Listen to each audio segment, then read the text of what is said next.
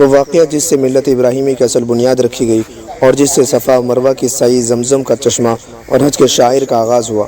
روایت کے مطابق جب حضرت ابراہیم علیہ السلام مصر پہنچے تو اس وقت کے بادشاہ نے حضرت سارہ کی غیر معمولی خوبصورتی کو دیکھ کر ان پر بری نظر ڈالنے کی کوشش کی۔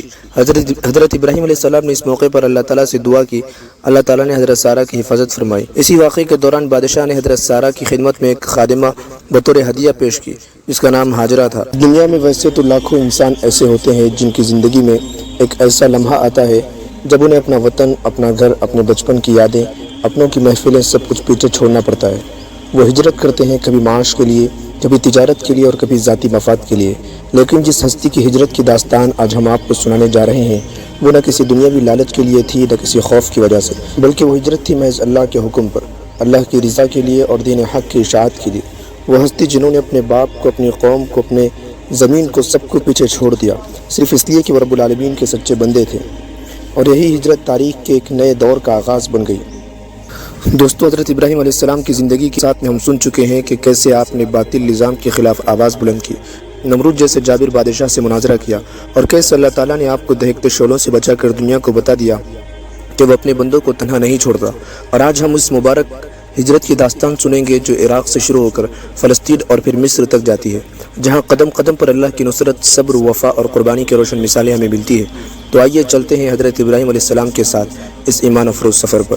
ویڈیو میں آگے بڑھنے سے پہلے اگر آپ نے اب تک ہمارے چینل کو سبسکرائب نہیں کیا تو ضرور سبسکرائب کر لیں تاکہ ایسے ہی اسلامی اور تاریخی ویڈیوز آپ تک سب سے پہلے پہنچ سکے۔ تو چلیے اس روشن سفر کا آغاز کرتے ہیں۔ حضرت ابراہیم علیہ السلام نے جب نمرود سے مناظرہ کیا اور ان کی قوم نے آپ کو آگ میں ڈالنے کی سازش کی اور اللہ تعالیٰ نے آپ کو آگ سے بچا لیا، تو اس کے بعد اللہ تعالیٰ نے آپ کو ہجرت کا حکم دیا۔ ابراہیم علیہ السلام نے عراق کے شہر بابل سے ہجرت کی۔ اس وقت آپ کے ساتھ آپ کی بیوی حضرت سارہ اور آپ کے بھتیجے حضرت لوط علیہ السلام تھے۔ یہ قافلہ عراق سے شمال مغرب کے جانب روانہ ہوا اور پہلا پڑاؤ حران میں کیا جو آج کے ترکی کے جنوب میں واقع ہے۔ یہاں کچھ مدت قیام کیا۔ اسی دوران حضرت لوط علیہ السلام کو نبوت عطا ہوئی۔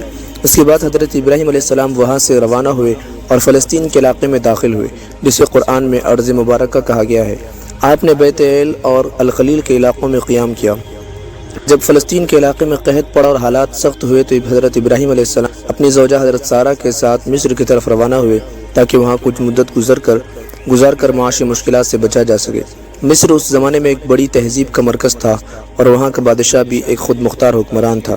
روایت کے مطابق جب حضرت ابراہیم علیہ السلام مصر پہنچے تو اس وقت کے بادشاہ نے حضرت سارہ کی غیر معمولی خوبصورتی کو دیکھ کر ان پر بری نظر ڈالنے کی کوشش کی۔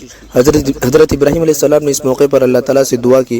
اللہ تعالیٰ نے حضرت سارہ کی حفاظت فرمائی اور بادشاہ پر ایسی قدرتی گرفت آئی کہ وہ حضرت سارہ کے قریب نہ جا سکا۔